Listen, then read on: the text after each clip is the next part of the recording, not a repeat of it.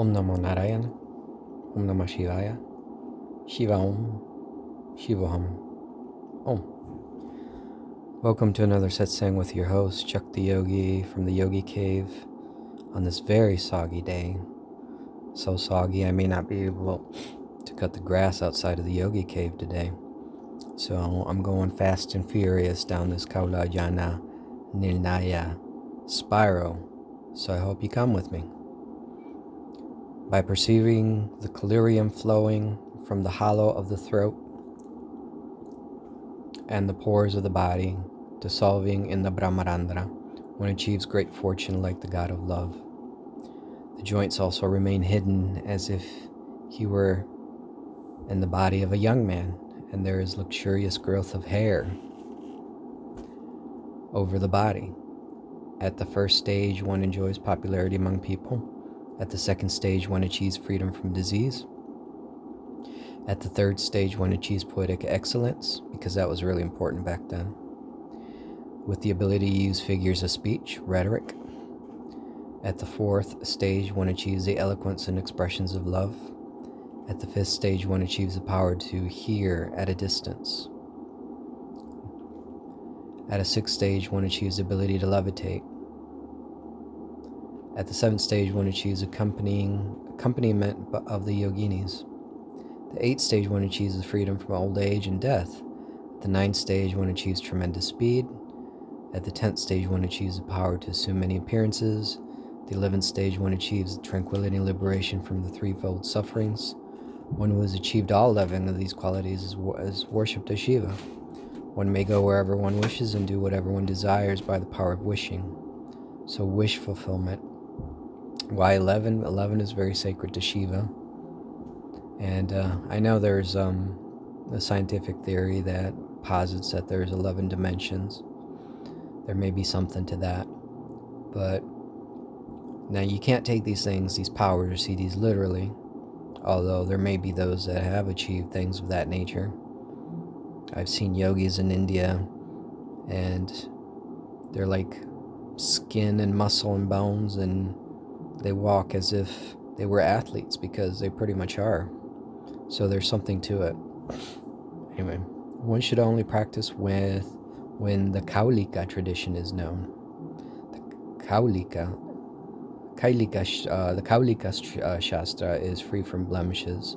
The Guru should also be free from external diversion, such as a mantra is free from such blemishes, since it is Shiva's nature to be without blemish. Bholenath, the innocent one. One who knows this Kaulagama is a master by being free from worldly diversion. Otherwise, he is only an animal, Pashu. A deceitful person pretending to be Sadhaka goes astray, becomes a Brasta yogi. Some of these people are lost due to ignorance. Others are lost by committing mistakes, sin, to miss the mark. Some are lost by circumventing the true knowledge, while others are lost by being misled by those who themselves have gone astray, blind leading the blind. They are routed, dumbfounded, and become victims of anger, and so on. There is no doubt that when a Kaula practices this for several nights, that whatever he touches with his hands or looks at with his eyes are purified by the rays of supreme point within, singularity at the center of the skull. O dear one, to the yoginis, now we have spoken of the science of stopping of the growth of the gray hair. We have spoken of the chakras of the goddess up to the Brahmarandra, and the application of the art of divine love, not whoredom. All this secret knowledge has been imparted, as well as the characteristics of one who has turned inward. Inversion, not extroversion, but inversion, bringing the senses within. Chapter 8. Devi said, "Oh, my lord Bhairava, now tell me about the subject which is very deep and which is to be meticulously concealed as a secret of secrets. How is the Kula created from the Akula? Who are those that are born of the womb, born of the sacred places, born of yoga, born of the mantra, born of the natural state, born of the Kula, and born of the 64 yoginis? Please tell me the order of these stages of worship in following the Kula tradition, and also tell me in brief everything about the rules of the worship of the Guru. So the 64 yoginis, again, this yogini cult had a certain kind of temple. It was very different from any temple in India, and it was a round temple, and it had the murtis of the 64 yoginis. So there's still some examples of this, but not many. O Mother of the yoginis and heroes, the Viras, listen with one-pointed attention, ekagrata. A noble person, Arya, in a lonely and desolate place, decorated with garlands of flowers and fragrances, with burning incense, should practice his sadhana by offering fish, meat, and wine. It doesn't gel so well with India nowadays, does it? He should eat a variety of delicious foods and enjoy the wine with the Shakti of the Sahaja, Kulana, or Antyaya nature. O goddess, great goddess, I will tell you the difference among the various types of Shaktis. The Sahaja Shakti is one who is duly married.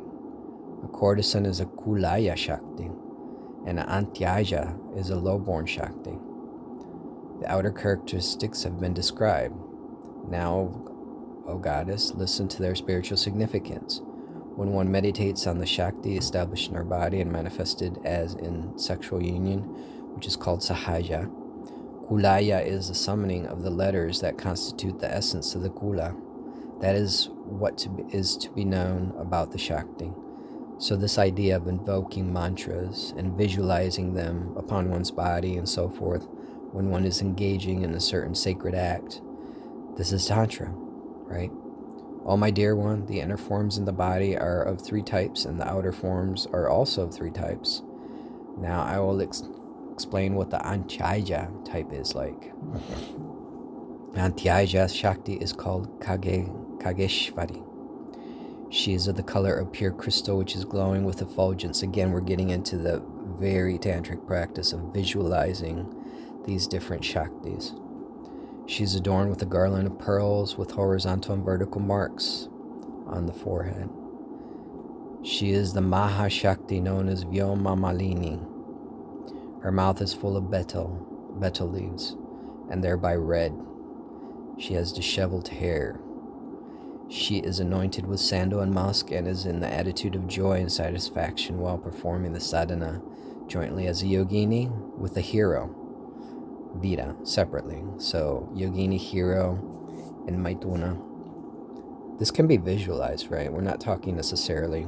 Now this is the importance of this sutra also, because we're spiritualizing a lot of these practices to a great extent here. You see an inflection point here in the sutra, where this particular Machendranath is spiritualizing this tradition. Tradition has probably been around for countless ages. Anyway, one should perform the sadhana of the 64 or 58 yoginis.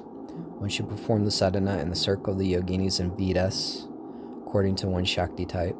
The performer should be wearing red clothes and should be appearing elegant with bracelets adorning the upper and lower arms. Practicing these spiritual precepts of the divine energy, Kulacharya sadhana, one becomes established in the Kula.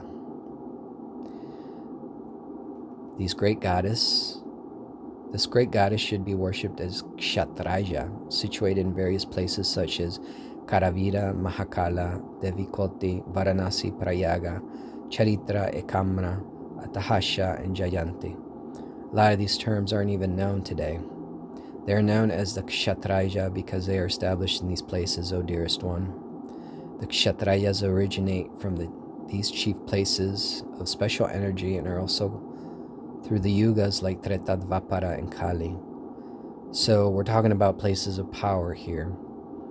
And places of power, and deriving that power and suffusing oneself with that power when one engages in certain acts, sacred acts. Hrim Shrim Hri Shrim Konkanai Pada. Hrim Shri Hri Shrim Kalambai Pada. Hrim Shrim Hri Shrim Nagai Pada. Hrim Shrim Hri Shrim Hara Sidai Pada.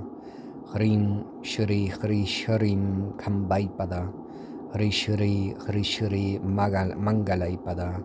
Hrim Shri Hri Shri Siddhai Pada, Hrim Shri Hri Shri Vachhai Pada, Hrim Shri Shivai Pada, Hrim Shri Shri Ichai Pada, Hrim Shri Shrim Aipada, Hrim Shri Shrim Viraipada, Hrim Shri Tribhuvanapada, Hrim Shri Varaha Rupai-pada, Hrim Shri Krita Yuga Chaiva.